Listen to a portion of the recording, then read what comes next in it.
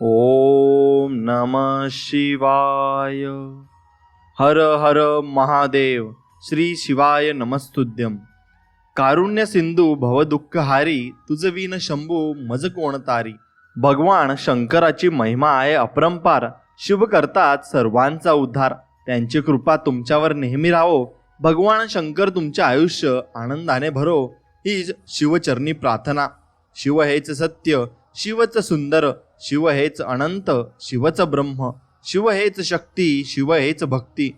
आणि मित्रांनो, तुम्ही शिव महादेवांवर तुम्ही पूर्ण विश्वास ठेवा.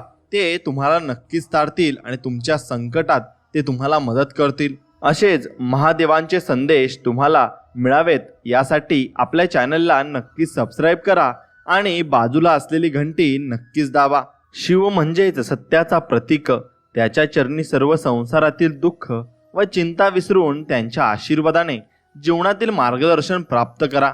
प्रत्येक संकटामध्ये एक नवीन शिकवण असते. त्यांच्यावर विश्वास ठेवा, कारण महादेव आपल्या सर्वांच्या सोबत आहेत. आपल्या अंतःकरणातील शुद्धतेचा शोध घेत चला, कारण जीवनाची खरी समृद्धी त्या शुद्धतेत आहे. म्हणून महादेवाच्या कृपेने तुम्हाला शक्ती मिळव आणि आपल्या ध्येयाची पूर्तता करण्याची नक्कीच मी शिवचरणी प्रार्थना करील. आणि आपल्या विचारांमध्ये शक्ती आहे. सकारात्मक विचार करा आणि आपल्या आयुष्याला नवी दिशा द्या. महादेव आपल्याला सदैव योग्य मार्गदर्शन करत राहतात. फक्त आपण त्यांची भेट घ्यायला हवी आणि नक्कीच त्यांच्या दर्शनाला सुद्धा जायला हवे. तर महादेव आपल्यावर नक्कीच कृपा करत असतात. परमेश्वराने खूप काही दिले आहे. सुंदर मन, तल्लक मेंदू, धडधाकट शरीर, पण आपल्याला त्याचा योग्य उपयोग करून घ्यायला जमत नाही. तो जमला तर सारं काही मिळवता येतं. आणि आपल्या मुखातून फक्त महादेवांसाठी चांगलेच उच्चार निघाले पाहिजेत आणि त्यांचे मंत्र आपण जपले पाहिजे. शिवभक्तांनो, महादेवांवर विश्वास असेल तर नक्कीच आपल्या व्हिडिओला एक लाईक करा आणि कमेंटमध्ये हर हर महादेव, ओम नमः शिवाय असं नक्कीच लिहा. प्रार्थनेमुळे नशीब बदलत नाही, आपली मानसिकता बदलते. आपली मानसिकता बदलली की आपलं नशीबही आपोआप बदलत असते. त्यामुळं तुमचं मन तुम्ही अगोदर बदलायचं आहे. तुमचं मन तुम्ही बदललं तर तुम्ही जीवनामध्ये सर्व काही जिंकलात असं समजा. आणि सर्वांचं चांगलं व्हावं अशी तळमळ ज्या हृदयात असते, त्या हृदयाला देव काळजीपूर्वक जपत असतो. म्हणून देव आपल्या प्रत्येकाला जपणार आहे. फक्त आपण देवालाही तसे जपले पाहिजे. म्हणून विचार त्यांचाच करावा जे आपला विचार आयुष्यामध्ये करत असतात. आणि कोणाचाही विचार तुम्ही फालतूमध्ये त्यामध्ये वेळ वाया घालवू नका. फक्त महादेवांचा विचार करा आणि त्यांच्याशी एकनिष्ठ राहा. योग्य नियोजन, प्रचंड कष्ट आणि अपयशातून शिकण्याची वृत्ती, यामुळे यश आपल्याला प्राप्त होत असते. आणि आपल्या आयुष्यात येणारी संकटही यशाचा आनंद घेण्यासाठी आवश्यक आहेत. म्हणून माणसाला माणसापासून दूर करणाऱ्या दोनच गोष्टी आहेत.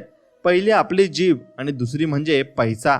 या दोन्ही गोष्टी आपण आवाक्यात ठेवल्या तर आपल्यासोबत चांगलंच होणार आहे आणि शेवटपर्यंत चांगलं होईल. खोट्यालाही चव असते. फरक फक्त इतकाच की स्वतः बोलल्यावर ते गोड वाटते आणि दुसऱ्याने बोलल्यावर मात्र ते कडू वाटत असते. म्हणून याची समजण्याची ताकद आपल्यामध्ये महादेव लवकरच निर्माण करतील. आणि ती ताकद निर्माण करण्यासाठी आपलं मन आपल्याला प्रसन्न आणि शांत ठेवायला लागेल. आणि निर्मळ मनाने महादेवांची भक्ती आपल्याला करायला लागेल. स्वतःच्या जीवावर जगायला शिका. थोडीशी हिंमत तुटेल, पण नंतर मात्र अभिमान तुम्हाला वाटणार आहे. आणि आयुष्यभर साथ देणारी माणसं जोडा. तासभर साथ देणारी माणसं तर बसमध्ये पण भेटत असतात. म्हणून तुम्ही महादेवाशी जर मैत्री केली तर महादेव तुम्हाला शेवटपर्यंत साथ देतील. आणि देव कधी कोणाचं वाईट करत नाही, पण कर्माची फळं दिल्याशिवाय तो राहत नाही. म्हणून आपण देवाला भिले नाही तरी चालेल, पण आपल्या कर्मांना आपण नक्कीच भिलो पाहिजे. तरच आपण आयुष्यामध्ये पुढे जाऊ शकू. आणि कार्यभार आपला चोख, आटोपणे, मार्ग सत्याचा अविरत चालणे, खरे ऐकणे, बरे बोलणे, योग्य पाहणे, घडवणं, कधी जीवनी व्यर्थ भटकणे. म्हणून तुम्ही चांगलं ऐका, चांगलं बोला आणि चांगलं पहा. नक्कीच महादेव तुम्हाला पाठीशी उभे आहेत आणि ते तुम्हाला मदत करतीलच. म्हणून कार्यभार तुम्ही नीट ठेवा आणि तुमचं जीवन चांगल्या पद्धतीने जगा आणि आपल्या लोकांना जपायला शिका. अंधारात प्रकाश देईल असं एक मंदिर हृदयात असावं लागतं. रात्र होताच भगवंताचं नामस्मरण आपण करायचं असतं. आणि ते भगवंताचं नामस्मरण केलेलं कधीही जीवनामध्ये वाया जात नाही. कोणीही पाहत नसताना आपले काम जबाबदारीने करणे म्हणजे आपला प्रामाणिकपणा असतो.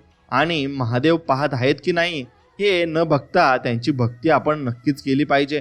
ते सर्व काही बघत असतात आणि सर्व काही ऐकत असतात.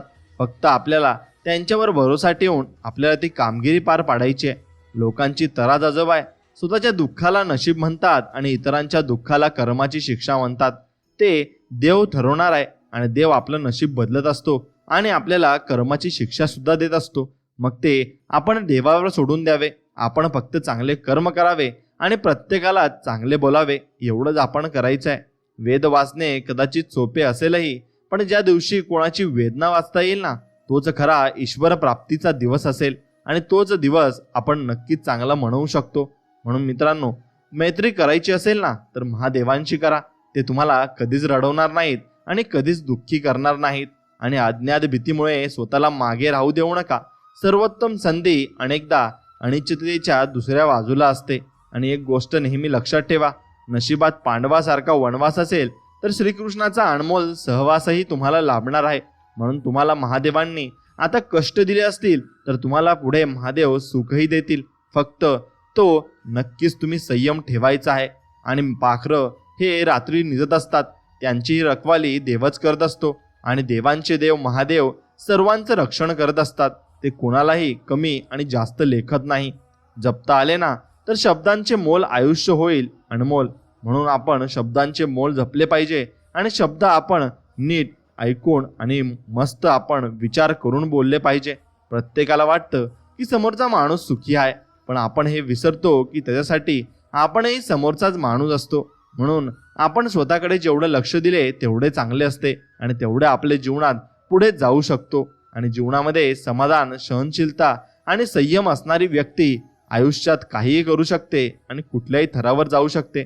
त्यासाठी त्याच्या पाठीमागे महादेवांचा आशीर्वाद असतोच आणि तो आशीर्वाद कायम असणार आहे. म्हणून तुम्ही जीवनामध्ये वाद टाळावा, संवाद नाही. आणि मन शांतीचे कारण सर्व दुःखाचे हरण आहे. आणि जडजीवा या तारण भगवंता तुझे नामस्मरण. भगवंताचे नामस्मरण केल्याने सर्व काही ठीक होऊन जाते आणि सर्व व्याधीतून आणि कष्टातून मुक्तता सुद्धा आपल्याला भेटत असते. म्हणून मित्रांनो, शब्दांनाही भरपूर महत्त्व असतं आणि तुम्ही जे शब्द वापरता त्यामध्येही भरपूर कला असतात. म्हणून ते शब्द तुम्ही जपून वापरा आणि कोणावरही राग करू नका. दयाळूपणा ही एक अशी भाषा आहे ना, ज्याला आंधळा पाहू शकतो आणि बहिराही ऐकू शकतो. म्हणून सुखाचा कोणता क्षण चिरंजीव नसतो, फक्त आठवणींच्या राज्यातच त्याला अमरत्व प्राप्त होत असते. सुख वेचीन म्हणण्याआधी घन दुःखांचा गहिवरतो आणि दुःख साचरू जाता कवडसा सुखाचा येतो. आणि सुखाचे क्षण हे कमी असतात आणि दुःखाचे मोठे असतात. ते आपल्याला वाटत असते, पण तसे काही नसते. देव सुख प्रत्येकाला देतो आणि दुःखही प्रत्येकाच्या वाट्याला येणारच आहे. हा जीवन आहे, हे सुख दुःखानेच आपले चालणार आहे. म्हणून तुम्हाला जीवनामध्ये कधीही मोह नसावा संपत्तीचा, गर्व नसावा सौंदर्याचा, अहंकार नसावा श्रीमंतीचा, झोपडी का असेना घास असावा मात्र समाधानाचा. आणि तो समाधानाचा घासच आपण नक्कीच घेतला पाहिजे आणि तोच आपल्या जीवनाची खरी चव आपल्याला देत असतो. म्हणून धन्य धन्य आपल्या सावलीची साथ, दिनरात जशी दिव्याची वात. आणि आपली सावली जशी आपल्या सोबत असते ना, तसेच महादेव आपल्या सोबत आपल्या मदतीला असतात. म्हणून ते आपल्या कायम पाठीशी असतात आणि आपल्याला ते पुढे घेऊन जात असतात आणि प्रत्येक संकटात ते आपली साथ देत असतात. म्हणून त्यांना तुम्ही कधीही सोडू नका आणि त्यांचं भक्ती आणि त्यांचा मंत्रजप कधीही सोडू नका. प्रत्येक वेळेस तुम्ही त्यांचा मंत्रजप आणि भक्ती करा, तुम्हाला अनुभव चांगले येतील. आणि एकत्र येऊन सुरुवात करा आणि लोकांना सुद्धा महादेवाची भक्ती करण्यासाठी तुम्ही तत्पर करा. तुम्हाला त्याचं पुण्य नक्कीच लाभेल. आणि मित्रांनो, सत्य कोणाच्याही मर्जीनुसार बदलत नाही. म्हणून तुम्ही शेवटपर्यंत सत्याच्या बाजूने लढायला शिकलं पाहिजे. आणि सत्याच्या बाजूने जो लढतो तो व्यक्ती आयुष्यामध्ये खूप पुढे जात असतो. आणि हारला तरी चालेल, पण खेळ खेळताना जिंकणाऱ्याला घाम फुटेल असं तुम्ही खेळले पाहिजे. आणि तसंच तुम्ही त्या खेळासाठी प्रयत्नसुद्धा आणि कष्टसुद्धा केले पाहिजे. आणि तुमच्या जीवनातील सकारात्मक विचार फुलासारखा असतो, त्याचा सुगंध संपूर्ण आयुष्याला सुगंधित करून टाकत असतो. म्हणून कोणतंही दुःख पचवण्यासाठी ते आधी भोगावं लागतं. आणि इथे चंद्राला सुद्धा पौर्णिमेच्या आधी अमावस्येची झगडावं लागतं. म्हणून सुख दुःख आणि पौर्णिमा अमावस्या ह्या गोष्टी नक्कीच प्रत्येकालाच भोगाव्या लागतात. देवांना सुद्धा ते चुकलं नाही तर आपल्याला कसं चुकणार आहे. म्हणून राग आल्यावर थोडं शांत राहावं, सुख झाल्यावर नमतं घ्यावं, दुःख झाल्यास रडून घ्यावं, सुख मात्र सर्वांना वाटावं. म्हणून तुमचा एक दोष तुमच्यातला हजारो चांगल्या गुणांना नष्ट नक्कीच करू शकतो. म्हणून दोष तुम्ही नक्कीच लपून ठेवा किंवा तो बाहेर काढू नका आणि जास्त राग करू नका. चांगल्या रस्त्यावर गतिरोधक आणि चांगल्या व्यक्तींना विरोधक हे असतातच. म्हणून त्या विरोधकांकडे लक्ष न देता आपण फक्त चांगल्या मार्गाने चाललं पाहिजे. महादेव तुमच्यासोबत कायम राहतील आणि ते शेवटपर्यंत राहतील. मित्रांनो, तुम्हाला हा संदेश मनापासून आवडला असेल तर नक्कीच आपल्या चॅनलला सबस्क्राईब करा आणि बाजूला असलेली घंटी नक्कीच दाबा. चला तर मग भेटूया पुढच्या एक नवीन व्हिडिओमध्ये. तोपर्यंत हर हर महादेव. ओम नमः शिवाय. श्री शिवाय नमस्तुभ्यं. धन्यवाद.